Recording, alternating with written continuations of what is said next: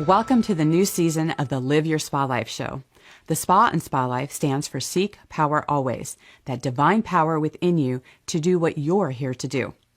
The theme for this season is Freedom Fighter. Amazing people like you share ways to ensure your freedom physically, financially, spiritually, and in your relationships to create a world-class life. In these times of uncertainty, it's time for you to move past the distractions and start trusting yourself more through your God-given knowingness. No one truly knows better what's best for you than you.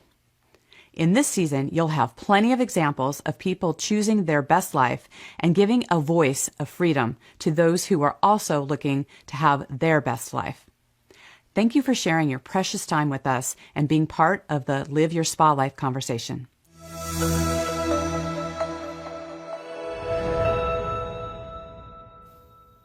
With us today is Staci Backauskas. She's also known as Staci B, who is a super smart, highly sensitive creative with a touch of trauma who creates personal elevation tools are based on her experiences in transforming beliefs and habits born of early trauma. She willingly shares her successes and failures to smooth the path for others on a similar journey. Staci, welcome to the show. Thanks so much. I'm really happy to be here. Well, I'd love to start with some of your experiences that led you to this work. Well, I decided about 15, 18 years ago after listening to a Caroline Myss tape that I wanted to know who I really was.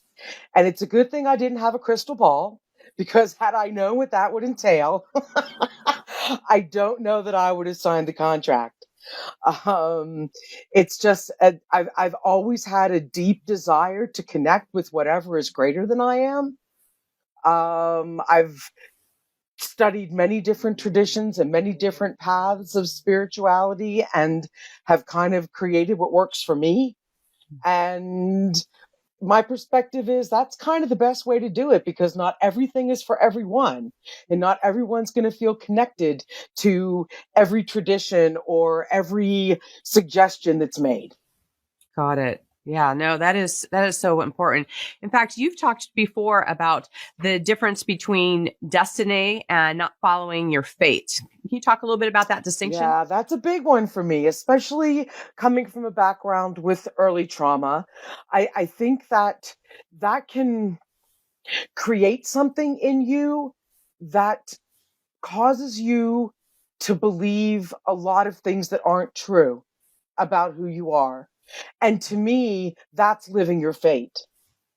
Yeah. The things that have come into your life that you've experienced, your perceptions of them, especially with a limited cognitive ability or a limited emotional maturity level. And to me, living your destiny is being able to be everything that you are, as much as you're possibly able to express in any given moment. And we're all human.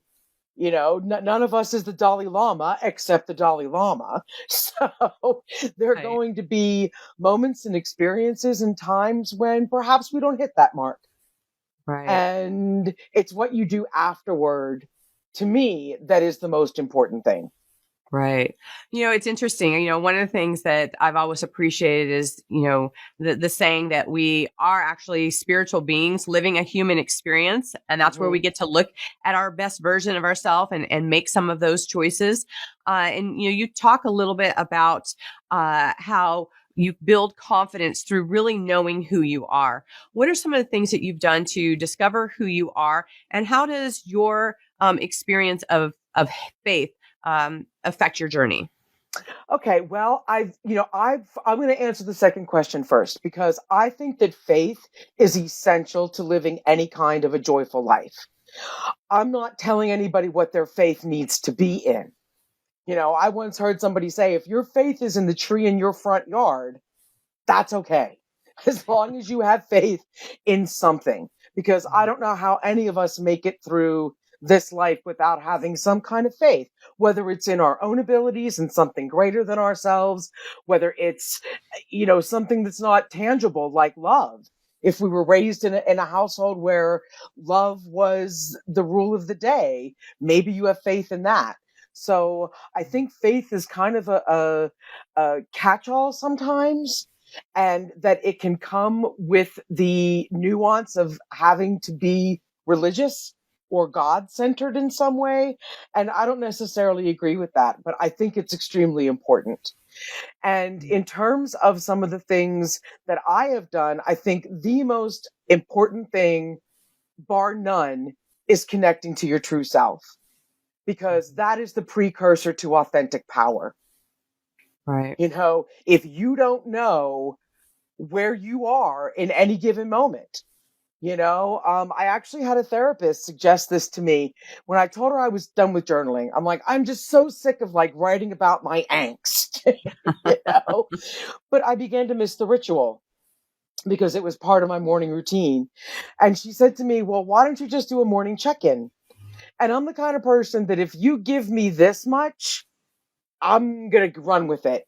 And so I've actually developed a self-connection primer for people to be able to take 10 minutes every day and just check in with themselves, because I think one of the biggest things for me, and this has only happened recently, which, at this stage of my life, I'm kind of like, really?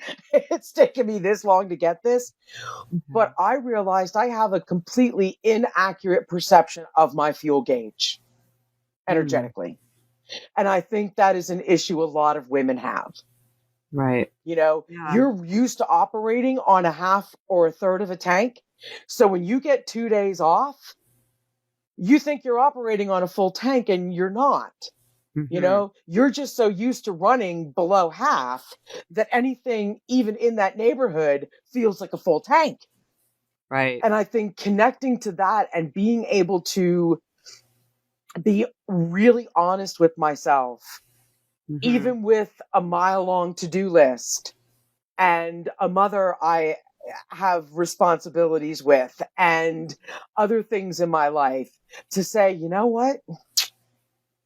I'm too close to the wall to expend a lot of energy today. Right. And again, I think women really, really are susceptible to that.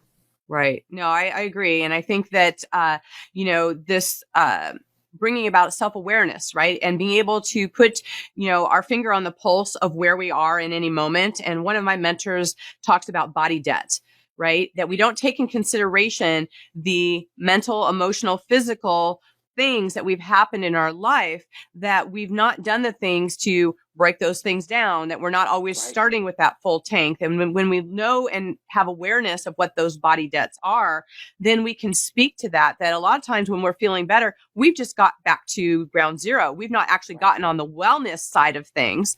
And so having that awareness of that and seeing what those things are is so important. And I like that distinction between, spirituality and faith and religion, because a lot of times religion doesn't really speak to where somebody's at, or isn't actually, you're not necessarily throwing out the baby with the bathwater. It's like, seeing what's important to you and knowing what's true for you. And that's why I've always loved the term Christ consciousness, because that has really connected to your thought process, and that we're here to have higher thoughts. And so when we're able to look at, as you're talking about, evaluating your thoughts and where you're coming from, and we can always choose a better thought, right? And so having that kind of faith and having, and trusting in yourself, because I think a lot of times women don't trust themselves, or they second guess themselves. And so when you go into those kind of practices that allow you to do that, that can make,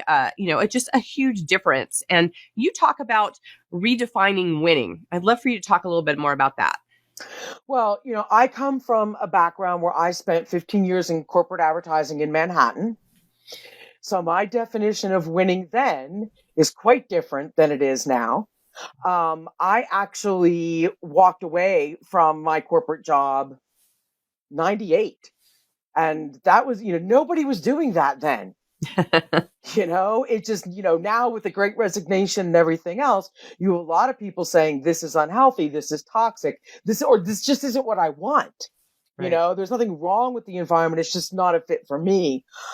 And so, my definition of success at that time was, do I have the money for a timeshare in the Hamptons? for the summer or down the shore in Jersey or whatever. And, I think success is something that needs to be redefined at every stage of your life. And I don't think that's also something that we talk a lot about in terms of the different stages. And that can have to do with age.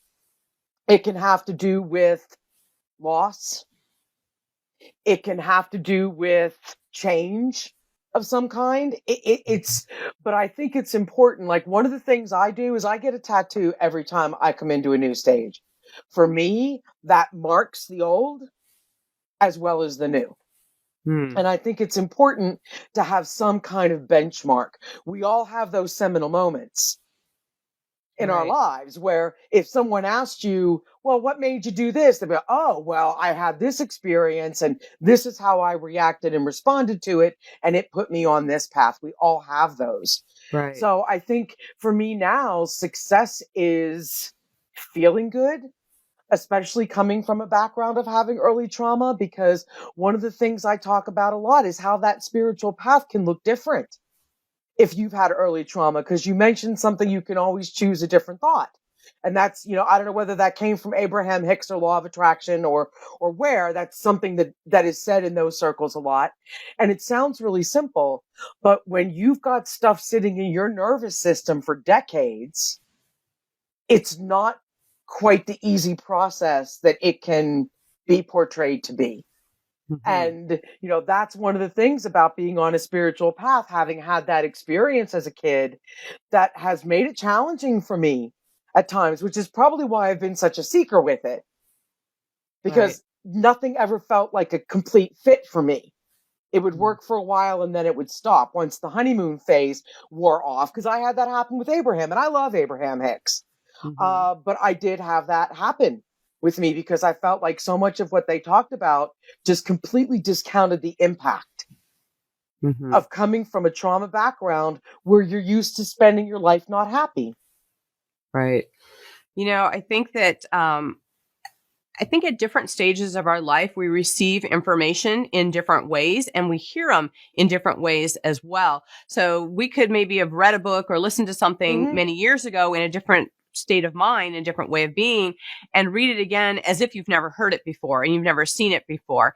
And I know for myself, like, I grew up Catholic school, would hear a lot of different Bible verses, and I heard them in a certain way as a child. And then there were different parts of my life where they didn't reflect anything or didn't land with me in a certain way.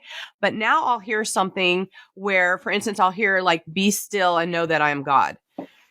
I can take every part of those words and really have it touch me in a different way with where I am now, because, how many times do we actually get still? Right. And as you speak to knowing who you are, right, and getting back to those things, we can go back to some of these foundational things that maybe somebody else made them mean something else or attached it to something else. Whereas now, as we go through our own growth, we can have our own personal relationship with what God means to us, what faith means to us, what life means to us, and then have a different relationship and forge that. So I love how you talk about different stages in your life. You can relate to things in a much different way than maybe you did when you were in the midst of trauma, or when you're seeing on the other end of it, and you can look at it from a different perspective. And I know that you've talked about as well about how the empowerment journey can look different for someone who's experienced early trauma. Talk a little bit more about that. Well, I think that it all goes back to self. And there is a therapist on TikTok who I love, who posted a Venn diagram, which really blew my mind. And it was, the two bigger circles were safety and belonging, which, Maslow said were our base human needs how many decades ago. And then the third smaller circle is false identity. And her point is that when you are looking for safety and belonging and you're not getting them from being who you really are, you create a false identity to acquire safety and belonging, or at least your perception of what those are, and your true identity kind of gets shoved off to the side. Mm-hmm. So I don't feel like there's any kind of true empowerment without truly knowing what that self is. Right. And all of us, regardless of whether or not trauma is part of your background, walk around wearing layers and layers of masks. Mm-hmm. You know, what we have to do in order to be successful in our job, what we need to do in order to keep peace in a relationship, what we need to do in order not to have an argument with our parents, whatever it might be, we all have a tendency to do that. You know, and I forget who it was. It's, you know, someone, and I wish I could remember the exact quote, but it was something along the lines of someone said they were enlightened, and the guru said, go spend a week with your family. We'll see how enlightened you are, you know? And that's true, because I think your family of origin is probably the most difficult to feel that empowerment with, to really truly be yourself. Right, But or to your me, biggest teachers. yes, absolutely. Absolutely. But to me, again, it comes back to connecting to yourself, which, you know, all sounds like it's a peaches and cream rose petal covered path. And it's not, because it's going to mean people that have been in your life for a while may not be there. Right. When you're through this process, it's going to mean you having to set boundaries and saying no and experiencing the guilt that's the habit. Right. And dealing with those kinds of things. But the reward on the other side is huge. Right. Well, you know, it's said that the mind that got you to where you are now is not the mind that's going to get you to where you're going. So the whole renewing of your mind and seeing, like, what have we learned from where we've gotten to at this point in our life, and, you know, made those kind of decisions. And with that, there are people that fall out in your life, that there are people that are no longer in alignment with that. And so you have to really look at who are the people that are, you know, lifting me up to the next level, who are challenging me for the next things that I need to do. And, you know, one of the things that we talk about here as well is, you know, fear, right? And being able to move through fear and having experiences of fear. And I had to laugh because you said that you have a whole toolkit of fear. So I'd love for you to share some of those. Sure. Well, I think the first important thing that I would like to say is that fear conjures a feeling of not being safe. And if trauma is part of your background, that doesn't live just in your mind. It lives in your body. It lives in your nervous system. You know, there are finally, you know, when I first started therapy back in the 90s, none of this language was available. None of this information was available. Besser van der Kolk had not written The Body Keeps the Score. You know, we didn't know how things sat in our neurological system the way we do now. So you can't just change things with your mind. You know, you have to address the body as well. And, you know, for me, fear, I have to, before I can do anything, I have to ask myself whether or not it's a danger, because fear and danger are not the same thing. Right. You know, if I feel afraid about something, I really need to get clear with whether or not what I'm looking to do is dangerous, or is it just evoking feelings of not being safe that are causing me to feel this fear? And all of that stuff creates anxiety, you know, because depression is about the past and anxiety is about the future. And so some of the things that I have grown very fond of in terms of tools, I love 4-7-8 breathing, which is inhaling for a count of 4, holding it for 7, and then exhaling through pursed lips for 8 seconds. Right. Because that sends a message to your body and your nervous system that you're safe, because you couldn't be breathing this way if there was a tiger chasing you. You know, it's all very limbic brain based. Right. And I'd love to interject into that, because I think people don't always realize, you know, because a lot of times we hear deep breathing and people will go like, oh, yeah, I know that. But they don't necessarily know what's behind that. And when we do deep breathing, that actually brings breath to your brain that allows your brain to calm down. Because when you're in a fearful anxiety state, we tend to either hold our breath or we go into those anxiety states. But when that oxygen actually gets to your brain, it actually calms you down, that you can start thinking more clearly, and you can then start making a better evaluation of what kind of fear is that's actually being Right. presented to you. Right, So because it's you have to important. be calm in order to make that distinction. Yes. You can't make that from a place of internal maelstrom. Right. You Exactly. have to be calm. Yeah. I also am a huge fan of EFT tapping, Mm-hmm. which uses the acupressure points. And sometimes a pre-written script. I mean, I'm at a point, I've been doing it 20 years. I just talk to myself. Mm-hmm. It always starts with, even the, tapping on, they call it the karate chop point. Even though I'm experiencing this anxiety, I deeply and completely love and accept myself. Mm-hmm. And that's how it always starts, Right. and then you move through the pressure points and there are plenty of information on this Right. everywhere. Yeah, Um, definitely. and I find that there is something about that I find very calming. I have a good friend of mine, it doesn't work for her.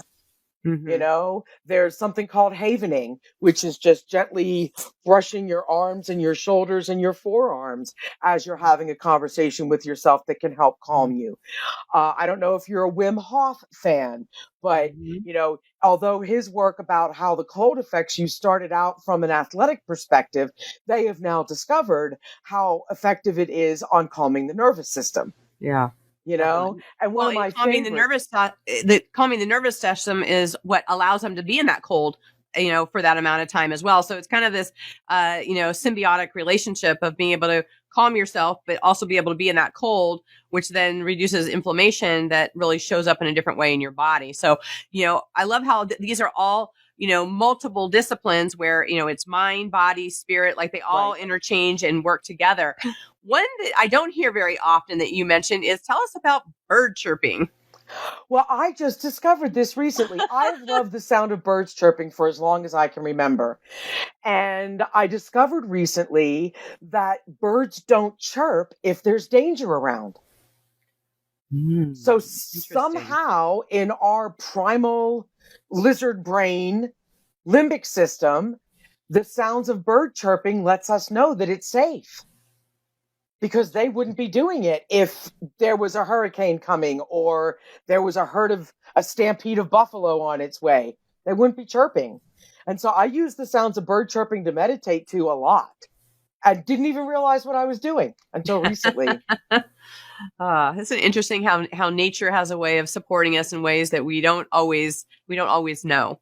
So Well, that's and that's good. another one, getting out into nature. If you are fortunate enough to live anywhere near a large body of water, nothing I have found calms my nerves better than just putting my feet in the sand and letting the waves lap.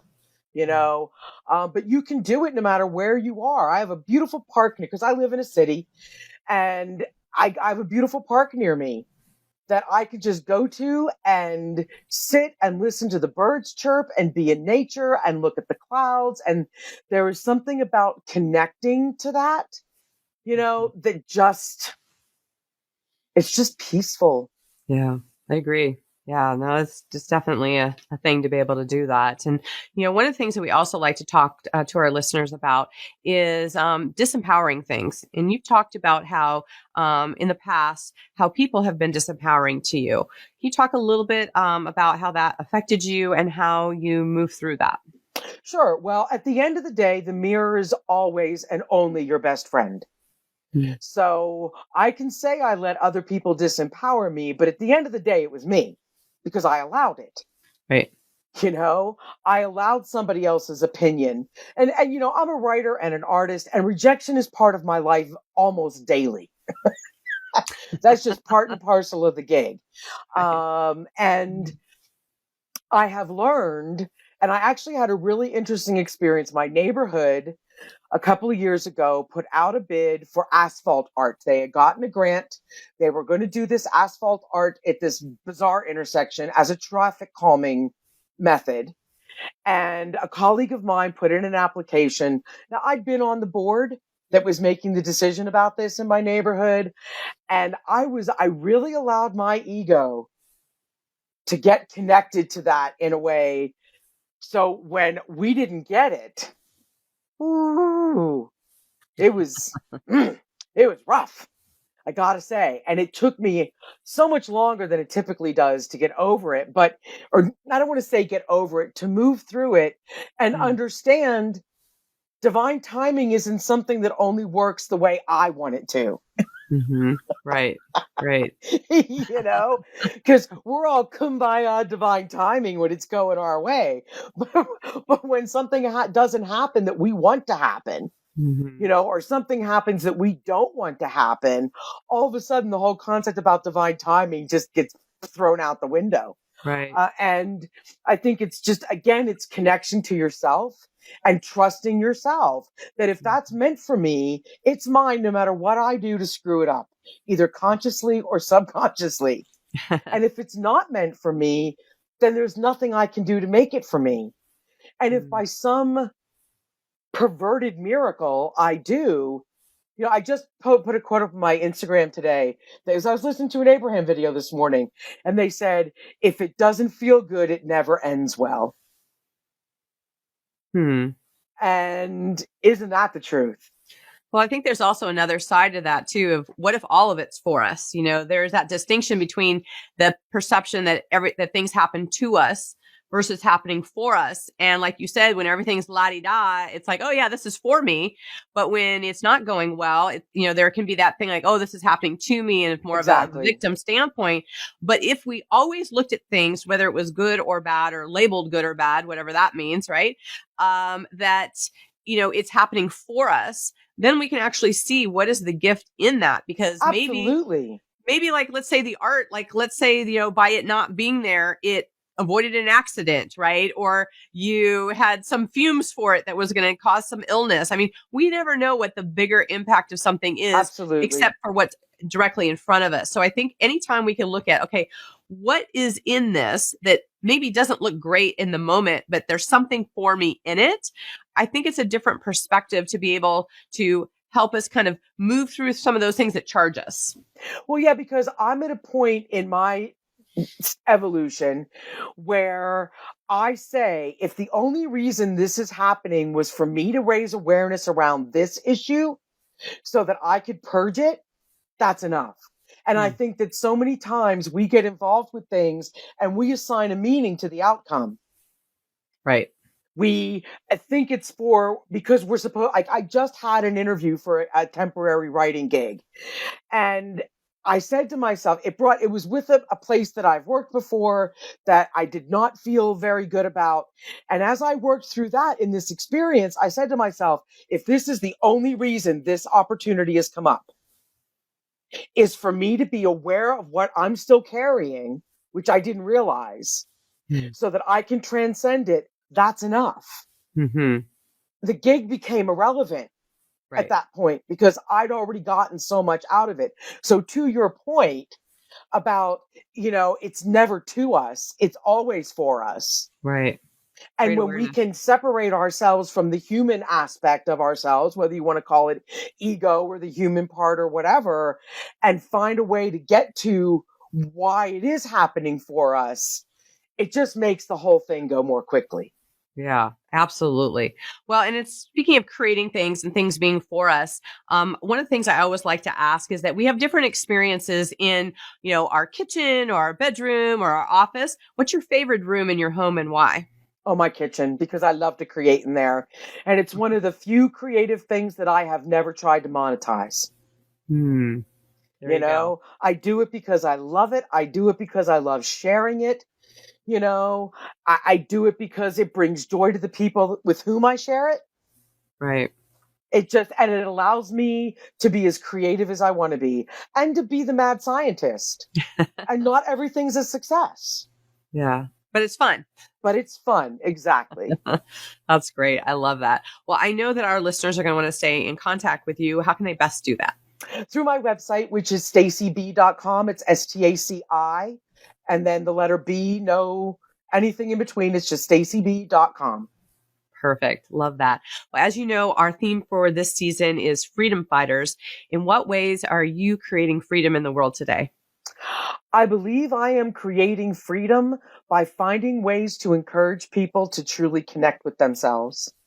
and to understand who they are and what they want and what matters to them, because it's only through knowing that you can then distinguish what doesn't matter and what you don't want. And to me, that's freedom. Being able to experience the things you want and love and care about. Wow. Love it. That's freedom.